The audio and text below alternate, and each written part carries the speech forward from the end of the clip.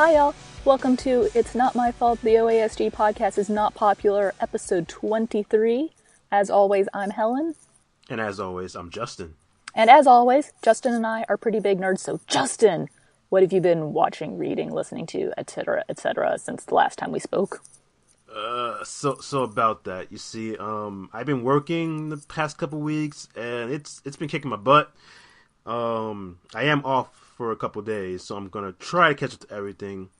Not named Dragon Ball Super, not named Case Closed, Detective Conan, and kind of not Blue Exorcist. I'm kind of caught with that. I need to see the next episode, but the recent episode. But otherwise, there's some stuff I gotta catch up on, like Showa Genku Rakugo Shinju, which I've heard has gotten very serious. I hear. Yeah, I'm like 2 episodes behind on that, and every time I think, oh, I should listen to that, everyone on Twitter is like, oh, it ripped my heart out again. I'm like, I don't want to watch that right now. I need something different right now. Like, occasionally, I wander on Twitter, and I'm just seeing that, and I even see some articles about it, too, and I'm like, yeah, I just, want to put that to the side, too. I don't want to get to it yet, even though I have to eventually.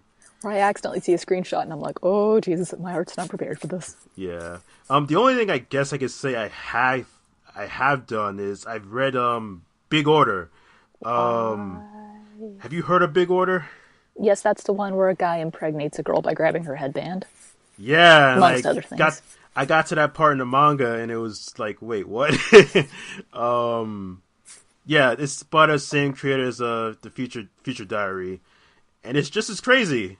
It sounds even crazier, honestly. Yeah, it might be even crazier because it starts out like this kid.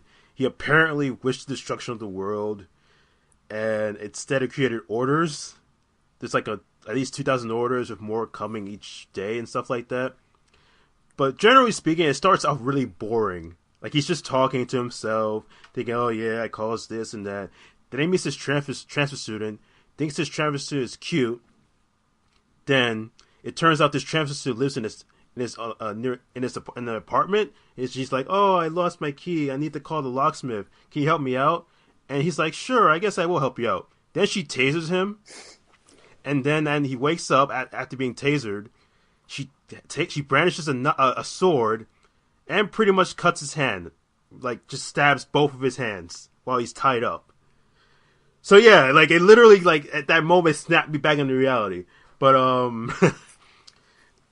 that's some of the stuff that makes it kind of interesting. But I feel like the narrative is pretty weak.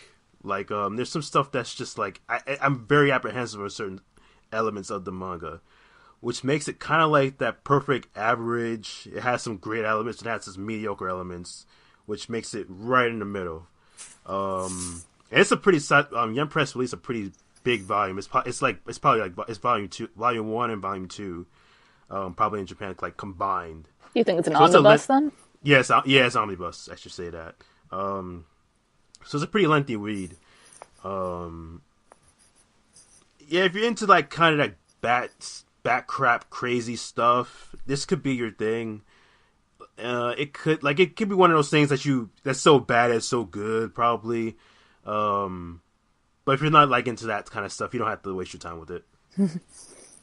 Yeah, I was reading something better at least. My library has, I think, all of the current volumes of Noragami, everything that's out in the US right now. They've got through volume 17. And so I started checking a lot of them out last summer, but a lot of volumes just weren't coming in. And so I kept renewing my checkouts of them, since you can renew up to 10 times in my library, which comes out to about half a year. And so librarian actually looked into it for me, and it looks like half the volumes are missing. So I was like, do I want to keep waiting to read these? And I just gave in, read scanlations for the missing volumes so I could keep going through, and then just marathon through the books last week, basically, since they were all due last week. And Noragami is something where I actually read a little bit of the manga before the anime came out, and I didn't like it, but I really liked the anime. And now I like the manga better. I feel like the art style is a little harder to follow. There's a lot of fight scenes in it, but it's not the best paneling. But I really like a lot of it, so I wish the 3rd season of the anime would come out. And I also wish that Volume 17 didn't end, in the middle of an arc, because I just want this arc to be over. I want to have, a good stopping place where I can wait months for the next volume, not, darned cliffhangers. this is the part where I'm just glad I have the New York Public Library, and I'm pretty sure they have all the manga available for Noragami. Well, like I said, my library still has like all 17 volumes in the system. It's just that they can sometimes be really slow at figuring out, oh, somebody stole this. Or Oh no. this is somewhere in the depths of the basement of the public library, the central library. Although hopefully not, since they're renovating that for 2 years now. So if it's down there, we're never seeing it again. But yeah, I've been wanting to read that, honestly. Did you ever see the first? Did you ever see the anime? I watched, I think, an episode of it, and I meant to watch more, and I never did. The classic story of Justin's life. Yeah, pretty much. And I did read the first 3 volumes, but it's been like at least a year and a couple months since I read it. I should probably fix that, shouldn't I? It's also got really good translation notes in the back, really interesting ones. The only thing that caught my attention was that in Noragami, it's the story of an ordinary girl, of course, and some gods who are fighting monsters and occasionally each other. And the gods use essentially dead souls to do this. And the word is shinki. And the anime just kept it like that. But the first volume of the manga translated it as regalia, which is an accurate translation. It works. But I noticed in later volumes they went back to shinki. And I'm kind of curious why. I think that the shift must have occurred in one of the volumes I had to read the scans for. So I was trying to keep an eye out for a translator to know to explain why they went back to that, since usually you don't see them changing terms like that in the middle of the series. All right. I guess 2 things. One. Helen should stop mentioning she reads scans every now and then. Actually, like, the first thing is the Ghibli trends are actually translating Noragami, so they're pros. I'd seen it in the pretty back. good. Yeah, I was looking at what the translator was. Totally keep out for them. Second off, good lead off into a plug in an extent. The recent Translator Tea Time podcast actually kind of talks about that a little bit, where they explain that sometimes they don't actually like to watch the anime version of their of the manga they're working on, because it could influence how they work on their stuff. In the end, they have to do their own way of working on it. I'm not going to obviously spoil all of it, but it's a good listen if you really want to kind of get into that part of it. Yeah, my curiousness was that specifically in Noragami, they actually do specifically change from regalia to shinki in the manga at some volume, which is just odd. I don't usually see that going on, so I really wanted to see their translation note for why they did this. Yeah. Although it's kind of funny, because unless you look at the translator page, the translator notes always refers to like a singular translator. So if you didn't know that it's I assumed it was sisters twins then, I guess, working on it, you'd be kind of confused. Right. And speaking of words, I also watched half of The Great Passage, which is that anime behind the double Amazon paywall about making a dictionary with the most niche audience ever. Gasp! What do you mean you watched it? I thought you were waiting like everybody else, I think. It's done, and I actually had an Amazon Prime subscription for a month. I was ordering some stuff, and Prime for a month was only going to cost $1 more than the shipping was, so I went for it. And so, and then once you have Prime, you can get a free week-long trial to Anime Strike. So I went ahead and did that, and I had a chance to watch, I think half the show exactly, 5 or 6 episodes before all my subscriptions ended. Well, okay. What'd you think of it?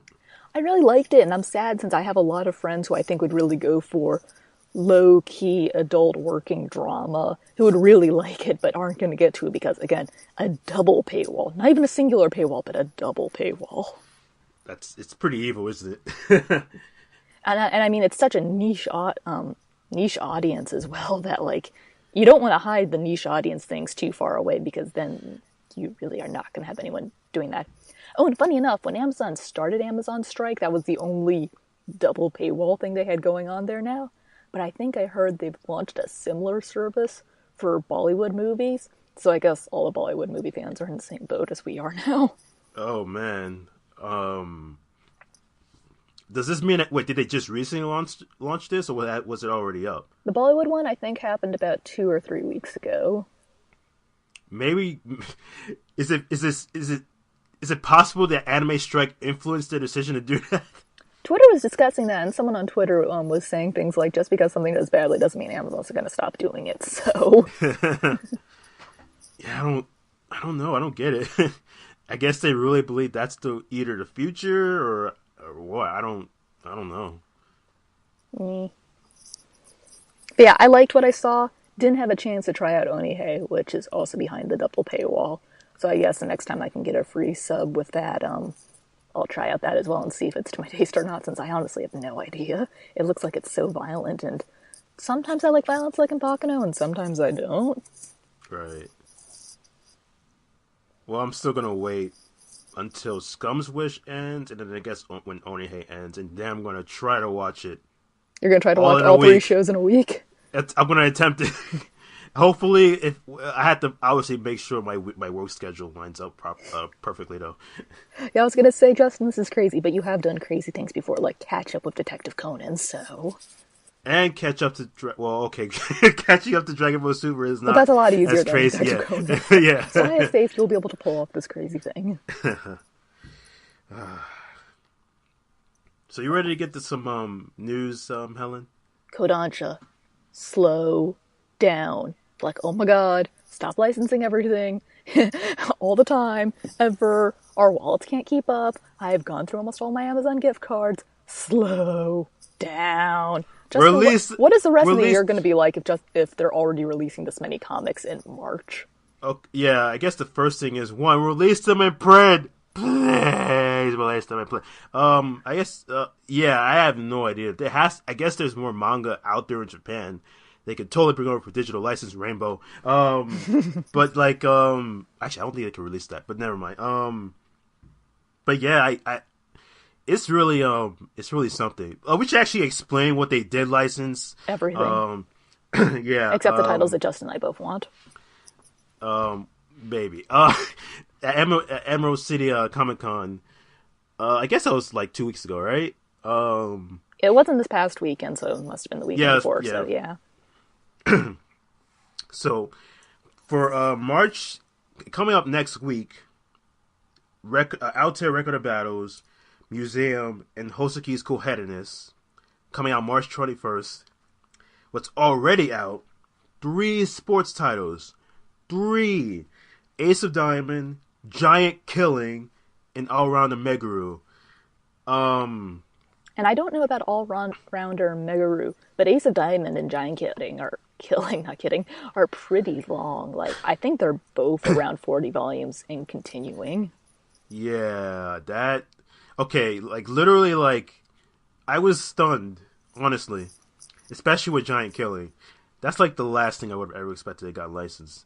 And apparently Giant Killing is also, like, really soccer nerdy. Like, needed, like, a lot of help in Japan to get all the soccer stuff right by the editors. Yeah, because I think, like, we've gotten some titles over here that are mostly, like, in shonen magazines, so it's obviously going to be, like, it's going to be explained enough to, like, the younger audience can get it. But Giant Killing is, like, a seinen magazine, so generally speaking, they're going to make sure, like, they're not going to go... They'll probably go in depth with it, but they're going to go into super detail with that. So, yeah, I've heard the same thing where they had to, like, really... For this one, you have to get, like, a really good translator and somebody that's really familiar with soccer to actually work on this manga. So, I haven't read it yet. I want to. I hope to get to that this week. I haven't read it either, but I've seen a screenshot of one of the panel pages, and the font they used for the lettering, just the lettering in general, was bad. Is it? It didn't look like Comic Sans, but it was kind of a weird, biggish font that just looked really awkwardly placed in the bubble. That's interesting. And concerning at the same time. I mean, it's not unreadable, but it ain't pretty either, so... Right. Well, it makes you wonder, because, like, with all these digital manga getting licensed, you still have to wonder about the quality of it. Mm-hmm. Since we've seen both Seven Seas and Yen Press put out a call for translators recently, and with Kodansha doing so many things, I'd imagine they probably are having to look for a couple of new faces as well to help them keep up. And I guess in this case, also not just translators, but also letterers as well.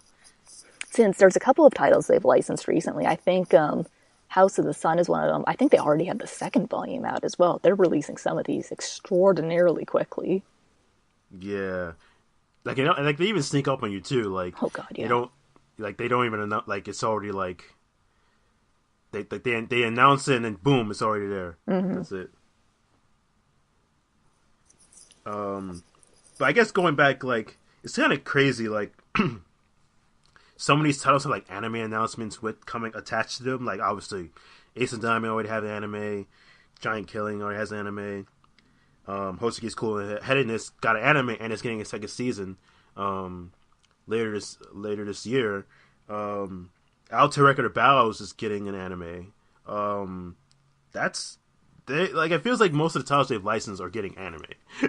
Yeah, not or have had an anime. Not all of them. Like Chihayafuru did, House of the Sun didn't, and another one that Crystalina pointed me towards, Peach Heaven did not, but that's a funny one. I would like to see an anime of that one. It's really funny, so.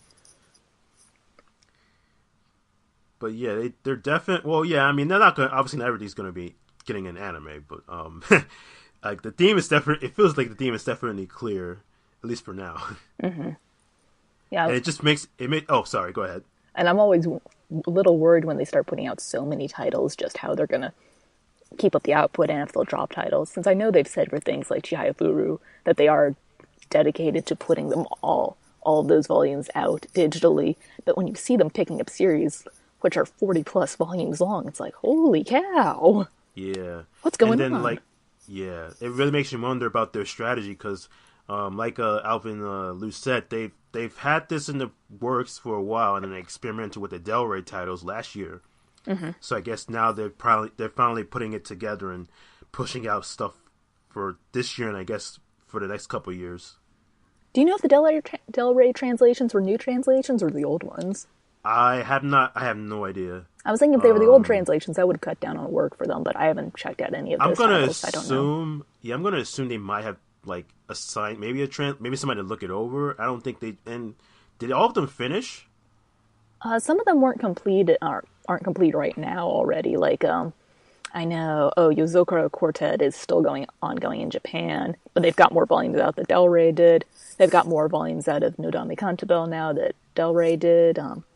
I was just wondering, since I remember when Viz started picking up some of Tokyo Pop's old licenses, that stuff like Wish, it wasn't even just the same translation. It was the same dang page. It's like I compared it with the print volumes. Yeah, I did the same thing too. Like, so it was making me wonder if Kodansha was doing similar.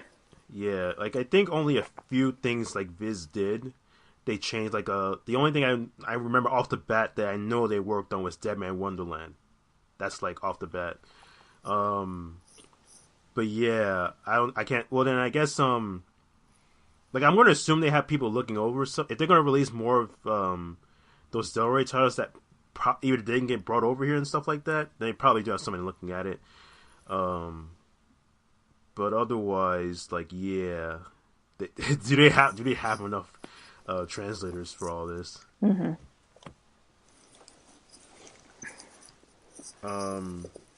I guess continuing that digital train to an extent, Yen Press is gonna bring the digital titles that they already had to print. Like that's kind of the hope for like the Kodansha titles. Mm-hmm. Like we have like Shafuru, and I guess like stuff like Ace of Diamond and Giant Killing. If they're successful enough, they'll get believe. I don't believe there's enough sports anime fans in America for Giant Killing. If they're popular enough, they'll get print releases, and Yen Press is gonna put in print Sekirei, The Royal Tutor, and Kakegurui. So that's good. I guess that's good news. Like I guess they said I think they got enough fan requests to like have it in print, and I guess the sales reflect that. I guess. And I think Sekirei had an anime, and The Royal Tutor is getting an anime in April. So. Yep. Hey, look at that. I really need to work on this article, don't I? Yes, Justin. Do it. I really do. That's good. And then, hey, look, more manga that's coming over that had an anime. You'd sense a theme, listeners. One Piece books, if you don't know what they are, they have licensed The Rising of the Shield Hero, Kumamiko. And they're bringing out the Maria Holic in omnibus format, and also I think they're releasing it, the ones that Tokyopop didn't put out. They licensed Mikagura School Suite. So add that to Maria Holic and Whispered Words that are doing some kind of Yuri stuff here. Like Whispered Words was Yuri, and Mikagura School Suite was kind of Yuri, I think, a little bit the main character. Did you watch the anime? I watched an episode because I thought the character designs were cute, and I was like, nah, the story isn't enough to make me keep watching. Okay. But yeah, they're gonna release the light novel of it August 29th, and then the manga is gonna come, I guess, 2 weeks later, September 12th. So yeah, I guess like they're just, yeah. It's a lot. This is a lot of titles. Jeez, It's a lot of titles. I'm not even like I'll probably like give it a chance to like look at it at some point because like I've heard some stuff about the anime. I heard it was kind of okay-ish, maybe. The people I know who liked it were really thirsty for girls and girls. That might be it too. And then I guess more light novels. I guess we always use more light novels, right? I still haven't forgiven them Death March for being bad. No, like I was reading the manga versions. I got both the manga and the light novel to review. Wait, what'd you think of it? Yeah. The manga's even worse. And Justin, the guy is 29 and he's got all these teenagers who want to bone him. This is just nope. Oh man, you said you think the manga is worse? It has like an average of like 6 to 10 word bubbles a page. They're trying to fit in all of the exposition. Someone needs to tell this man that exposition doesn't make it interesting. That is not the same as like actual details. Look, I'll just tell you this. I still prefer all that to the Isolator manga, which is like it is literally its own language. I will take Death March well over that. Okay, you get the next volume then. Well, I already did, actually. Okay, you can keep the next volume. But yeah, there's just so many more titles coming out these days, digitally and in print. Like, I've been posting pictures of my to-read and to-review piles that are just in print, and they are enormous. And I haven't even touched any of the digital titles yet, since there's just too many things coming out at once. And it's kind of hard to also keep up with that. Like, I see social media accounts like Shoujo Beat, they'll post, oh, here's what we have coming out this month, and that's easy to follow. But for these digital ones, I feel like there's not always as much press, so even for people like us, who like manga, who try to review a crap ton of manga, it's hard. Yeah. And sometimes just can't find the time. Okay, you know what you do need to find the time for, though? What's up? What is it? The Ghibli documentary, The Kingdom of Dreams and Madness. It's on Netflix right now, but it's going to be leaving on March 29th, so we've all got a little bit of time left to catch it. I'll literally be the first one to tell you I had no idea this was on Netflix. How did you know about this? Because it's been on there for a couple of years. Wait, a couple of years, what, 2013, 2014? I literally had no idea it was up there. Just in a couple means too, so like 2015. You want to be that specific? Fine. Yeah. Yes, I'm going to use words the way they're supposed to be used some of the time. But okay, so you said it says like a documentary. I guess it was a do. It looks at how they started or something, or I think it looks at just how Ghibli makes movies in general. I haven't found a time to watch it yet because I've been trying to watch stuff on Anime Strike before my subscription goes out. I've been trying to read all this manga, etc., etc. But it might be where Miyazaki says anime is a mistake. That might be where that comes from. Nah. I'm not sure, but it might. Was it that? Maybe. I feel like it was just a random article or he was like talking in some sort of interview and that's when he said it. Or did he? Yeah, maybe that was it. But yeah, it's a documentary from a couple of years ago. I forget which movie Ghibli was working on when it was filmed, but I've always seen a lot of people talk about how good it is, and it's going off of Netflix on March 29th. And I don't know if it's streaming anywhere else legally. I also don't know who would be publishing it on DVD. I didn't look into that since, hey, it's on Netflix. I can watch it on Netflix, so. Yeah. Hey, does this count as like one of those anime titles that leave that leave the catalog that we always do? Yes, Justin, I did label this as It's Not My Fault It's Leaving on the script. It just didn't work with the flow. It didn't work in the transition. Come on, Justin. Yes, we are very concerned about transitioning and everything in this podcast. You may not be able to tell, because we don't always do it that well. Well, okay, let's actually, I guess it is about, the Ghibli stuff is about anime, but let's actually talk about upcoming anime. well, this is kind of distant, but like It's not new distant. Justin, the spring season starts in like 2 weeks. Okay, not spring. Okay, not spring. Let's go fall. Already mentioned Hozuki's Coolheadness is getting a second season. So if you watch the first season, like I didn't, and I will at some point, I will try it out. That's gonna get a second season. Believe it or not, the Ancient Magus Bride is getting an anime. Well, I mean, that one's not so hard to believe. I mean, we were kind of expecting it. We just figured it was taking them a while to get enough material for it. Well. Oh, okay, then that might have been it. Well, Yeah. I was thinking like they had the OVA, But they're an original story, so. which by the okay, that's probably why. Which by the way, Crunchyroll got the part 2. I believe that should be up on their site now. So, Yeah, it is, because I already read it. Not read, I already watched it and put a review in for it. That'll be going up in a couple of weeks. Okay. And part So, yeah, 3 probably is probably going to come out in September, since that's when Volume 8 of the manga is going to come out. And they've been giving these OVAs a theatrical run, but they've also been bundling them with the manga, and that's the schedule Crunchyroll's followed so far for releasing the OVA episodes. Okay. All right. Then yeah, and then I think the only big concern about the Ancient Magus Bride is I believe Wit Studios working on that. Yeah, they're doing the OVA as well.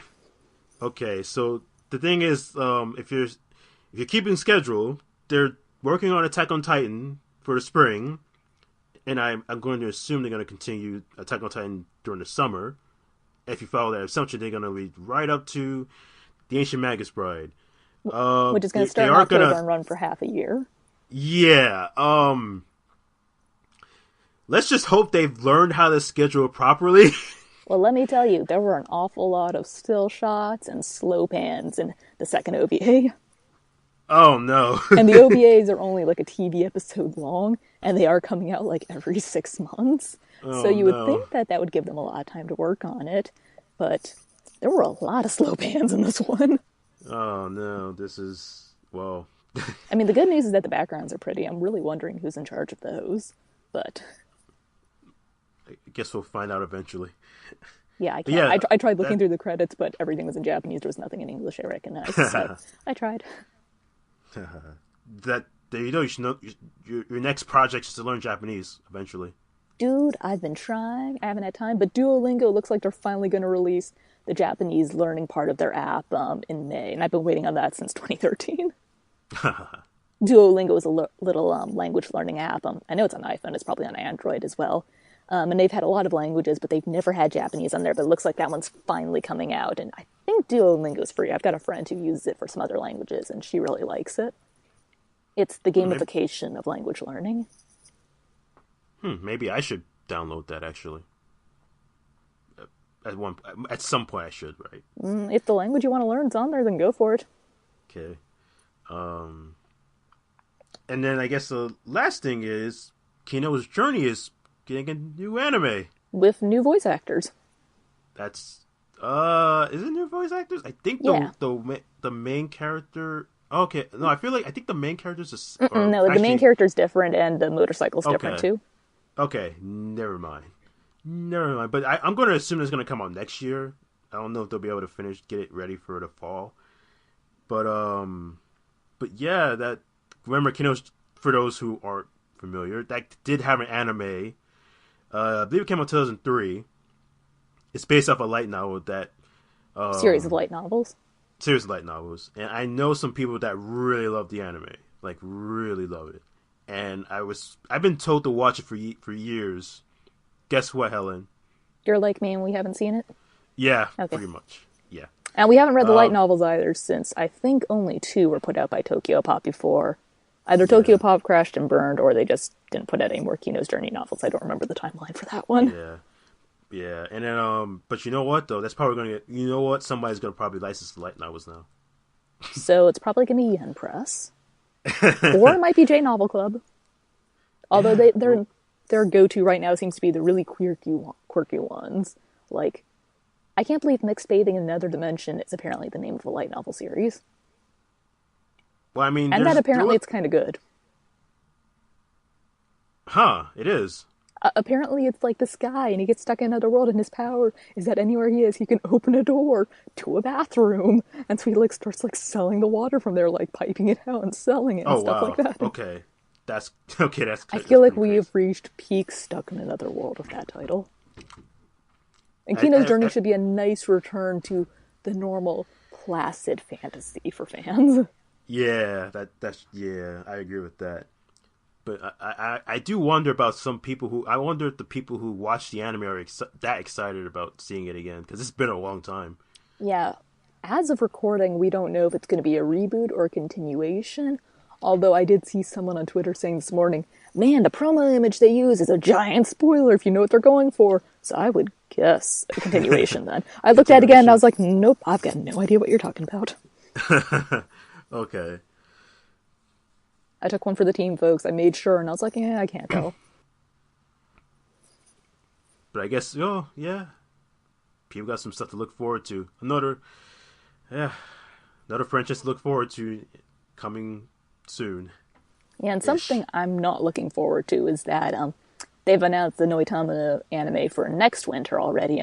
Koi wa Amegaru no yo ni, and it's age gap. It looks like it's an age gap romance, like a 17-year-old and a 45-year-old, I think. Yeah. I don't like the age gap. This is serialized in Shogakukan's weekly big comic spirits magazine. Yeah, I don't know. First of all, I don't really know that much about the title. It's just that it's gonna be on NoitaminA title. It's a romance and age gap. So I'm like, nope. It's more like if you could kind of. Well, I mean, yeah, it's even worse, I guess, Garden of Words in a sense. Then in that respect. Yeah, I don't think the teacher was 45 in that one. I think she was a little younger. Just a little bit. It's a little, yeah. But it was not. It was. I guess it was popular in Japan as a manga. So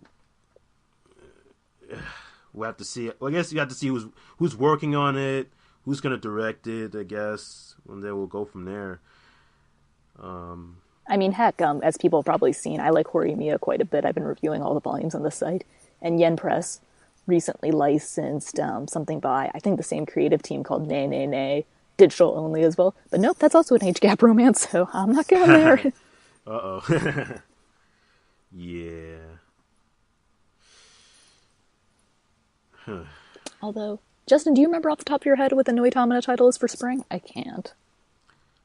I feel like I should know it. I feel like I should, since I really like the time slot. But I'm just thinking about the summer and fall stuff. I can't think of the spring right now. Tune in later, okay, folks. I know. All right, okay. One I know is the sequel to Boring Girlfriend. Right, Saikano How to Raise a Boring Girlfriend, right? That is getting a sequel. Yeah, I know that. There's only one NoitaminA title a season now, so that's probably it then. Oh, I thought there was two. Or at least there used to be, but then they did those Project Ito movies, and they went down to one, and they haven't come back since. Oh, okay. Then yeah, then that probably is it. Yeah. There you go. So, Justin, are you looking forward to the spring anime season? I have to admit I am, although I'm slightly alarmed at the sheer number of titles, since it looks like a lot of things I like are actually getting a sequel. Like, I literally just know about Attack on Titan, I'm probably and My Boring Girlfriend. That's the only thing I can think of right now. I'm pretty sure there. Oh, and My Hero Academia. I was gonna say My Hero Academia. We got more Natsumi Yujin show. We got that Royal Tutor thing we mentioned earlier. There's a lot of stuff coming out in spring. It looks like it's gonna be a big spring. Yeah, well, most springs are kind of big. Yeah. Although I think the past couple of years, the quality of the spring has been questionable. But yeah, I have to look at the chart again just to see what else is coming up. But yeah, I'm pretty sure there's going to be some titles that I'm going to want to watch, but I'm probably going to try to watch later. And I know Nemo already said he's going to cover Arrow Manga Sensei for the website, so... Yeah, somebody has to be the hero. Yeah, someone's got to cover from the creator of Orihimo, and now they're not blood siblings, so they can. Justin won't want me to use this word on the show. I won't? I mean, you guys generally try to keep the show PG-13, so... Okay, if you want to keep it PG-13, that is totally up to you. Wait, if you're allowed to use one F-bomb in PG-13 movies, am I allowed to use one every episode of the show? Yeah, probably, right? Let's not push it right now. Let's not have iTunes label says explicit or anything. Okay. And how? Yeah, you know what? Let's just unless you want to keep talking about the spring stuff. Nah, Do I you want haven't to keep looked talking about? enough at it. Although by the next time we record, there's probably gonna be a couple spring shows out. Yeah, like we'll probably wrap up the winter season and then we'll get into some spring stuff too. But okay, then we'll move on to not necessarily news that I particularly care about, but I know like some do, mostly because this is about a long running title. Hayate's finally ending. I remember trying out that manga, and I just could not understand why people were enjoying it. It was definitely not for me. Yeah, it's been running in Weekly Shonen magazine for it feels like forever. It's probably started like in the 2000s or something like that, somewhere in there. But yeah, it's finally gonna end. Maybe Viz will finish it in like 2024 at this rate. Are they doing a once a year manga release? Twice a year, as far Okay. as I remember. I really, yeah, it's gonna take forever unless they speed it up. But I guess I don't know if it's selling well. But then again, if it's going at that pace, it's hard to really sell that well. Yeah, usually when they reduce things just once or twice a year, it's just kind of their little death march, waiting until it either finishes or drops dead completely. Yeah. But yeah, I think I know some people are going to be sad about that. So Yeah, and since the anime season, the spring season that is, isn't starting up for another couple weeks, you guys still have another couple weeks where you might not have as much to do. Maybe, although there are a lot of good winter shows this time around. So one thing I've been hearing about in the other podcasts I listen to is that apparently in the month of March, a lot of podcasters are trying to encourage other folks to try out more podcasts, get friends listening to podcasts that they haven't listened to before. So I wanted to highlight a couple of anime podcasts that I listen to. I know Justin said he doesn't listen to as many as I do, because I just have a lot of time for them. But the two I like to listen to a lot and was going to recommend to folks are the Anime Nostalgia podcast and Oldtaku no Radio. I should warn you guys, both of these tend to be kind of long, like 2 hours or more long. that's pretty long. The good news is that I can but listen to them on 1.5 speed and I can still pick things out. I can't do that with my NPR podcast because everyone talks too fast, but I can do it with these, so sorry guys. But Anime Nostalgia talks about a lot of older shows. They had an episode recently on Bubblegum Crisis' I think 30th anniversary, talking about the different franchises there. And Oldtaku no Radio does things like, let's spend 3 hours talking about Showa Genroku Rakugo Shinju, which you know from here, Justin and I are pretty down with since we like that show. oh, so you're saying I should listen to that episode? If you've got like 3 hours to listen to it, or some way to speed it up. I know, so like some journalists that like I kind of follow or I have on lists on my Twitter. They like listen to their podcasts on like 1.5 speed, and I'm just like, how do you? No, I can't. No way. I can do it for some podcasts, like some of these anime ones, but like I said, don't try this with NPR, because they talk too fast, and you probably can't do it with this one either, because I talk fast. Yeah. Maybe I should listen to more anime podcasts, huh? I mean, just listen to the good ones. There's more good ones than just these, but yeah. And so it looks like part of this is a social media campaign of people tweeting out what they're watching or what they're trying to get friends to watch with hashtag tripod. So there you go, guys. Listen to podcasts, listen to more podcasts, get more people listening to podcasts, make everybody a bigger nerd. Yay! Nerdery. More nerds. I think that's it, isn't it? Yeah, I think so. It's been both a busy week of all the licenses and yet also a less busy week since we just haven't gotten to reading any of those licenses yet. Yeah, and thankfully, no controversial companies doing controversial stuff or anything like that. I think. Yeah, I was about to say, I don't think so. I'm pretty sure nothing happened in the past 2 weeks. Yeah, pretty sure. But yeah, I guess that's gonna be it for the podcast. If you guys listen to us, please remember to rate and review us on iTunes. It'd be very helpful. Just let us know how we're doing. If we're doing well, or on the TheOASG.com site. Just let us know in the comments what you think of what we're doing. Ask us questions too. We certainly have time to answer them during the podcast. Yes. So, I'm Justin. You can find me on Twitter occasionally at kami_nomi. And I'm Helen. You can find me pretty often on Twitter at Wandering Dreamer.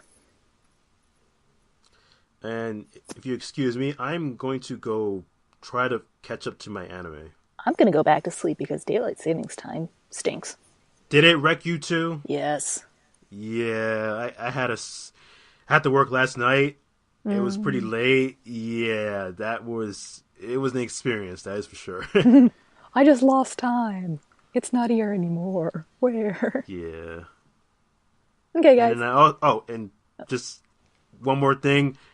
I don't expect to be that buried in snow this upcoming week. So just letting you know right now, I will still live. I will. I don't believe that there's going to be a snowstorm until I actually see a snowstorm happening outside my window. For New Yorkers, it's supposed to be a foot. That's livable. Not if they shut down the trains. Okay, yeah, that's not livable. Okay, bye, All right. guys. Bye.